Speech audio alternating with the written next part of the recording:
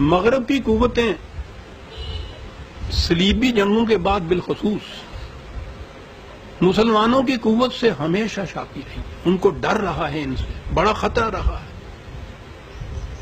ان کی مسلسل سازش اور کوشش یہ رہتی ہے کہ کسی طرح سے یہ بیدار نہ ہونے پائے۔ اقبال نے انہی کی اس سازش کی طرف اشارہ کرتے ہوئے کہا تھا کہ نیند سے بیدار ہوتا ہے ذرا محکوم اگر، پھر سلا دیتی ہے اس کو حکمراں کی ساحری۔ اب یہ جو سر سید کے زمانے کی یہ چیزیں چلی آ رہی تھی ابھی موجب خطرہ نہیں بنی تھی۔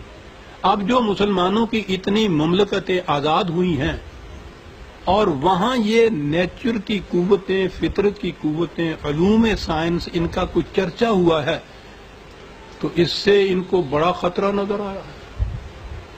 سوچئے کہ مراکش سے انڈونیشیا تک ایک بحر زخار موجیں مارتا ہوا مسلسل ایک قوم کا، اس وقت ان کی یہ کیفیت ہے کہ اپنے پاؤں کے نیچے ان کے یہ بہنے والا سونا پیٹرولیم کی شکل کے اندر صدیوں سے موجود تھا، ان کو پتہ ہی نہیں، وہ کھجوروں کی گٹھلیوں پہ گزارا کرتے تھے۔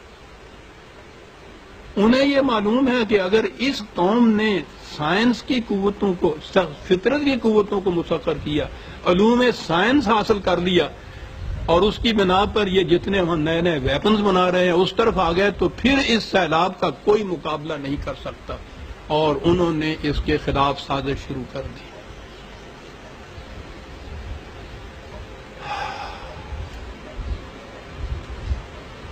سازش یہ شروع کی کہ یہ ان کے اندر اس خیال کو پھیلا دیا جائے کہ صحیح اور اصلی اسلام وہی ہے جو آپ کے ہاں عہد ملوکیت میں وضع ہوا تھا اور جو فقہ کی روح سے تمہارے ہاں آ رہا ہے اور جو احادیث اور روایات کے اندر ہے۔ یہ پختہ کر دیا جائے یقین ان کے دل کے اندر کہ صحیح اور سچا اسلام وہ ہے، اور یہ جو عقل و فکر کی طرف دعوت دینے والا اسلام ہے یہ الحاد ہے، بے دینی ہے، کفر ہے، زندیقیت ہے۔ یہ ہے وہ سکیم ان کے ہاں کی۔ اقبال نے بہت پہلے اس کو بھانپا تھا، بڑی دور رس نگاہ تھی اس شخص کی۔ میں اس سے پہلے بھی میرا خیال ہے کہ یہ درسوں میں پیش کر چکا ہوں، لیکن بار بار پیش کرنے کی ہے ان کی وہ نظم جسے ابلیس کی مجلس شورا کہتے ہیں۔ وہ بڑی ڈرامائی نظم ہے، عزیزان من فرصت ملے تو اسے ضرور پڑھ دیکھیے۔ وہ تو کبھی ہماری قسمت نے یاوری کی تو ہمارے نصاب میں داخل ہونا چاہیے۔ اس نے یہ نقشہ کھینچا ہے کہ ان کی سازش کیا ہے مسلمان کے خلاف۔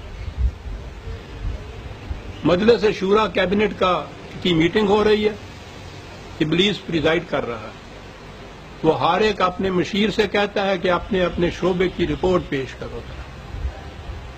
مسلمانوں سے متعلق جو شعبہ ہے وہ مشیر اس کا جو ہے وہ ڈپٹی پریزیڈنٹ سمجھ لیجیے ہوگا، بڑا اہم شعبہ ہے، وہ پیش کرتا ہے۔ وہ کہہ رہا ہے کہ یہ اب تک ہم بڑے مطمئن تھے کہ ان کی طرف سے خطرہ نہیں، لیکن ان میں کچھ علم کی اور عقل کی روشنی کی کرنیں پھوٹتی نظر آتی ہیں، اس سے ہمیں بڑا خطرہ ہے۔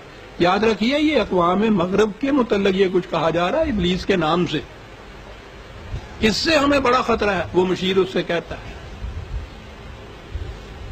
اور ان کے اندر ہم دیکھ رہے ہیں مسلمانوں کے اندر کہ صحیح اسلام کا در کبھی کچھ نظر نہیں آ رہا۔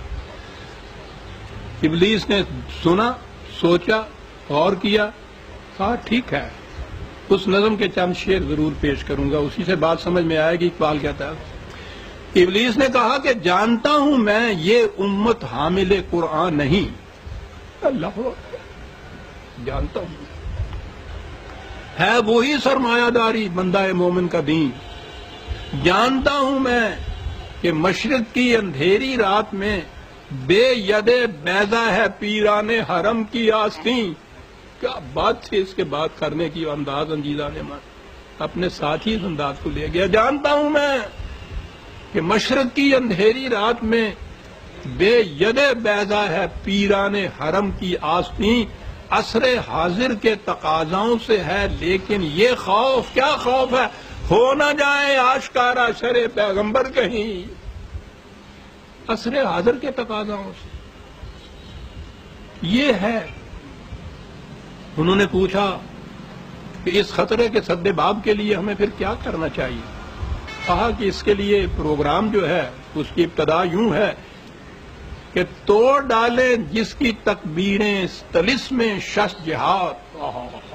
تکبیریں توڑ ڈالیں جس کی تکبیریں طلسم شش جہاد، ہو نہ روشن اس خدا اندیش کی تاریک رات.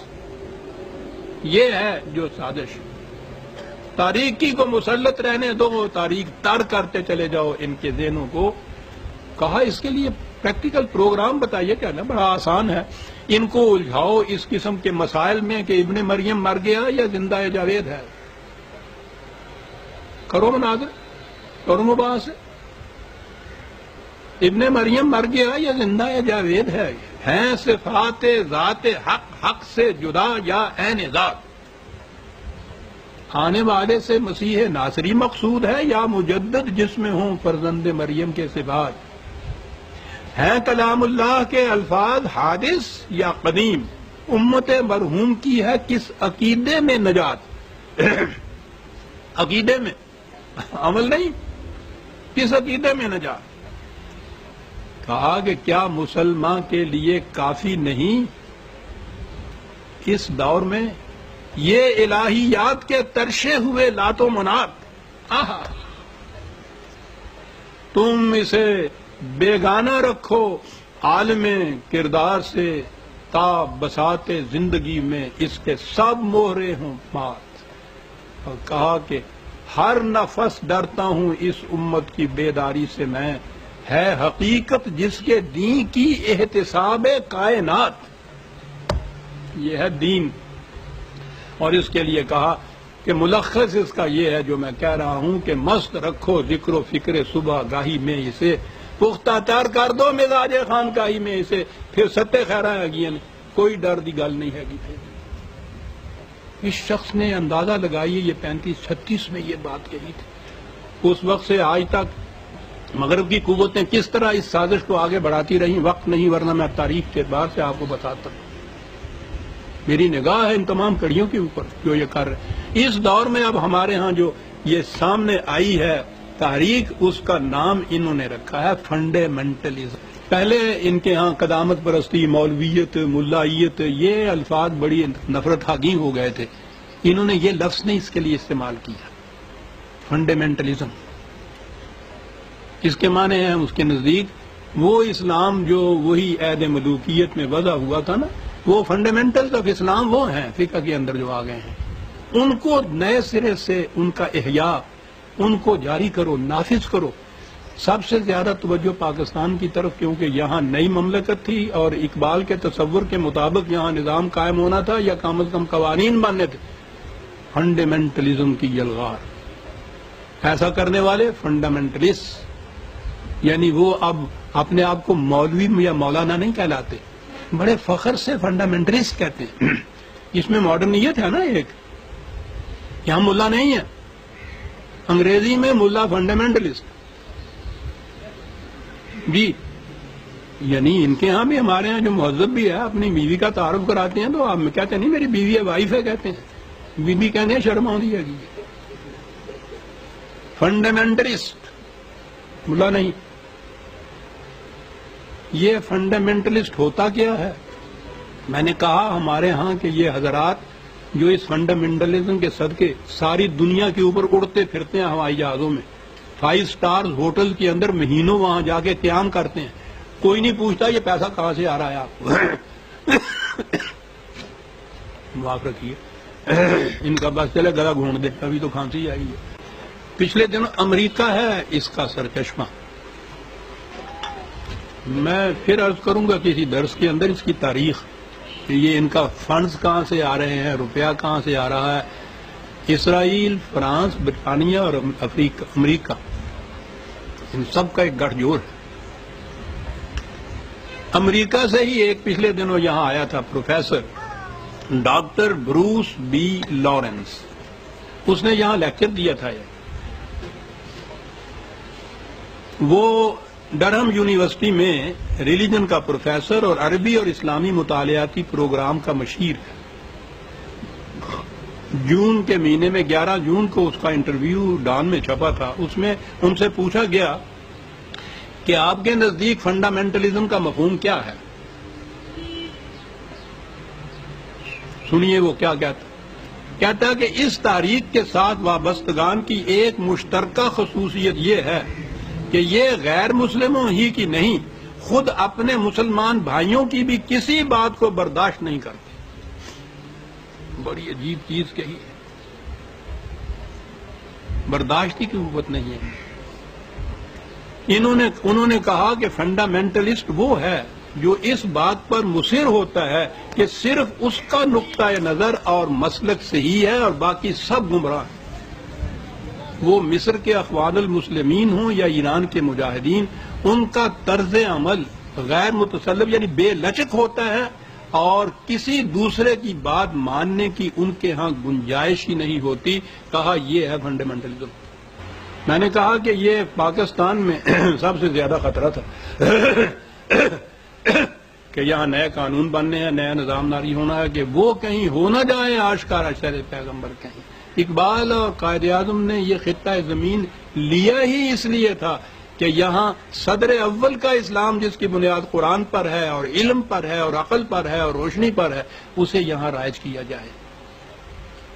وہاں تو کچھ عرصہ وہ صدر اول میں چلا اور بعد میں تبدیلی آئی۔ یہاں انہوں نے اڑنے نہ پائے تھے کہ گرفتار ہم ہوئے، انہوں نے یہاں سے آ کے شروع میں ہی اس کو پنجرے میں قید کر دیا۔